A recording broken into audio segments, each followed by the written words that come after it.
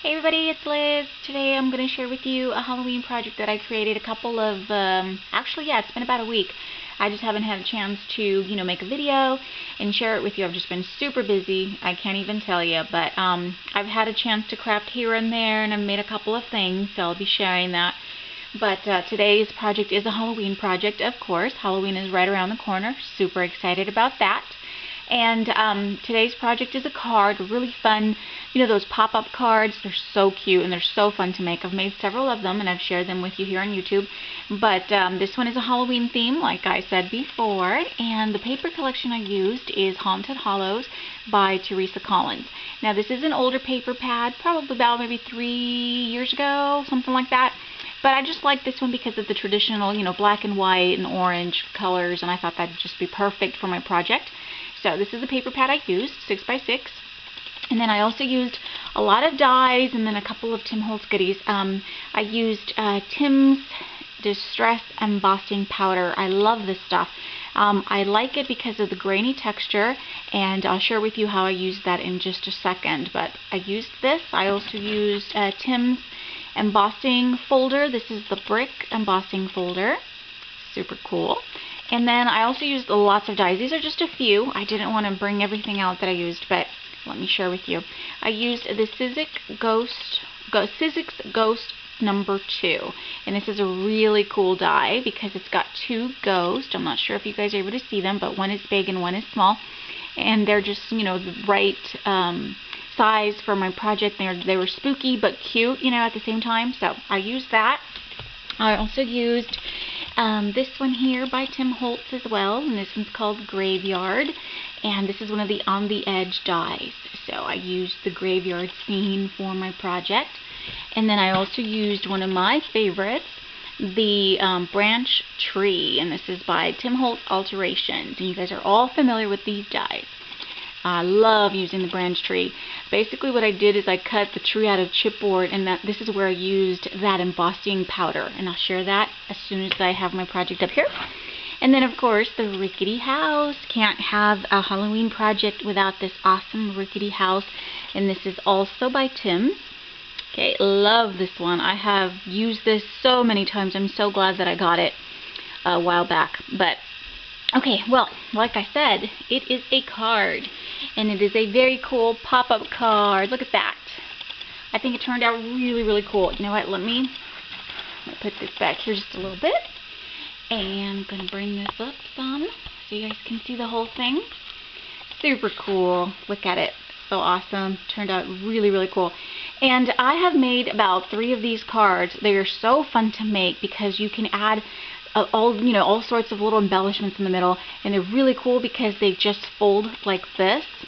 See, they fold flat, not completely flat, but flat enough so that you can make a box or an envelope to fit this and go ahead and send that out. So really, really cool. And I made a couple of these. So much fun. I think in one of my past videos I share the tutorial on how to create this, but it's super easy. I used black cardstock, put the base together and then covered it with the Teresa Collins papers. Okay, and then down here I really like this little border edge that came with the collection. I have the 12x12 kit too, and this is one of the little borders, so I cut that out and I just added it to the bottom here. This is the back where I'm going to write my message, and what I have done here, I've just covered it with the pattern paper and then a strip of one of the little border pieces, but I'm going to write my message, and then I'm going to, on a separate piece of cardstock, cut it out and then put it here. It's easier to write on that way, you know what I mean? You don't want to have to write on this, plus you're not going to be able to see it really with, the pattern. Okay? So once I constructed the base and then I added all my pattern papers, I went ahead and started embellishing. I knew I wanted a haunted house scene, so I started off with the rickety house. And for the rickety house, I cut 2 rickety houses out of the black cardstock. And then I embossed them using that brick embossing folder. Do you see that? So you can see some of the detail, and it adds really, really great texture. I used my sanding block and sanded, the raised areas again to give it a more distressed look. Okay, and then once I did that, I have the 2 pieces. I added a piece of yellow cardstock in the middle, and then I sandwiched the 2 pieces together.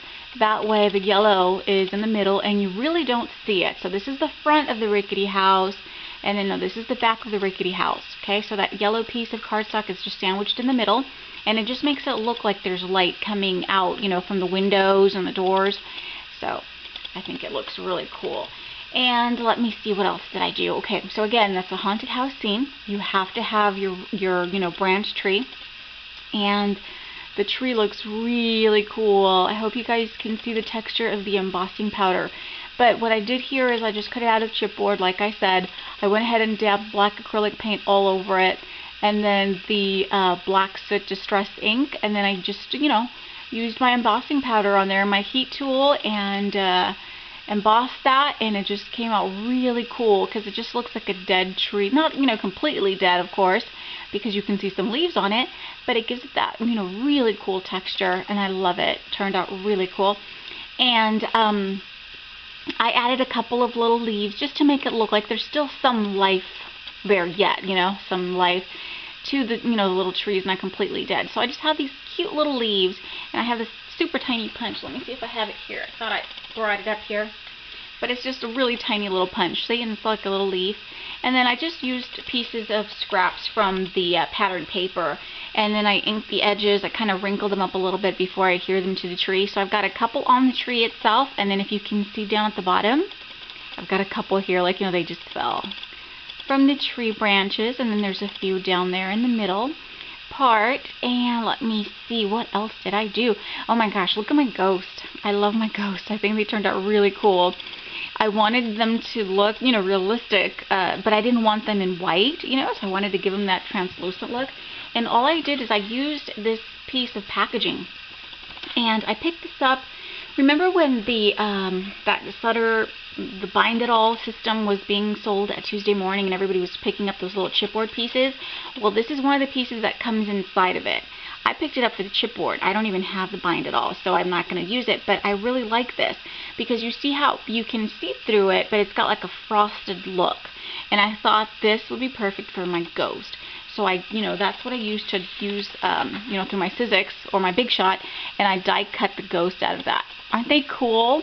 I really wish, though, that I wouldn't be able to see the packaging, because this is just pieces of acetate or, you know, packaging so that you can have them pop up. And I really wish that you wouldn't be able to see it. I think that would be awesome. But you can, unfortunately. But here's one ghost. This is the larger one. And then this is the smaller one. Really cool. So they just look like they're, you know, coming out from, like, the graveyard. Because the graveyard's back here.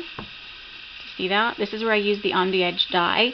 And I cut it out of chipboard, painted it black, and then went over it with some gunmetal paint. So look at that. It looks really cool. And then I have that on the very first strip.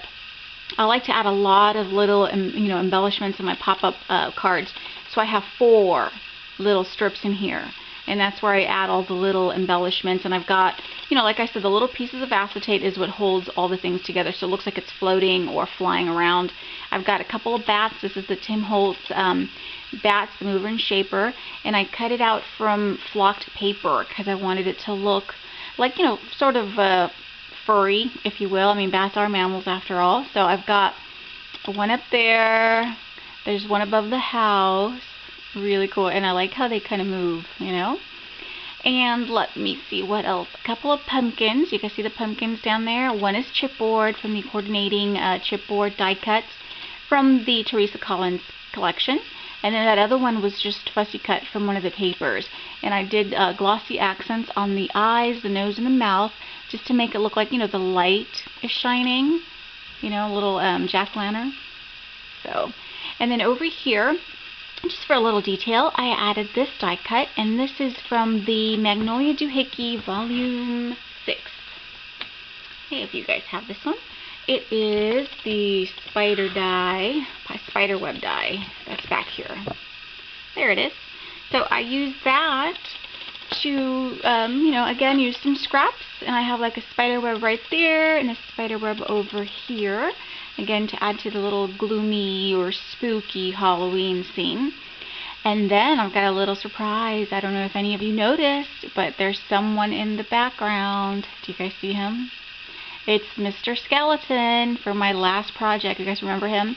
Well, I have him poking out from the house. So he's basically peeking out, you know, and inviting you in. He's a little shy though. And what I did for him, I just cut out the little skull, and then I cut out a little hand. I hope you guys can see the hand. See how it's getting covered? And it makes it look like he's peeking out. You know, he's just sticking out his head because he's a little shy. But I think it's so cute. But he's back there in the background, just inviting you to his haunted house. And for the sentiment on the card, I just have this here that says Fright Night. And this was one of the die cut pieces from the same collection. And I adhered it to this piece here of pattern paper. And then I just sort of traced around it. I wanted it to frame the sentiment here. And then once I cut that out, I went ahead and inked it with black soot. I have it popped on some dimensional tape, and then I added a cute little rhinestone, orange rhinestone here in just the center of the bat. So the sentiment is dimensional, as you can see. And that was it. Oh my gosh, it was so fun to make, and to be honest, I couldn't work on it all at once. So I had to do a little bit here, a little bit there until I finally finished it. I really can't tell you how busy I've been. I've been putting so many hours at work. It's just crazy busy. But I still have to find time here and there to craft. You know, it's my way of relaxing. I enjoy it, and then it's just something that I'm not about to give up anytime soon. So I do apologize that I haven't posted anything in recent weeks. But hopefully I've made up with it, you know, with this cute little project. So I hope you like it. And I hope I've inspired you to create your own little spooky creation. So thank you so much for watching, you guys. And I will be seeing you soon. Bye for now.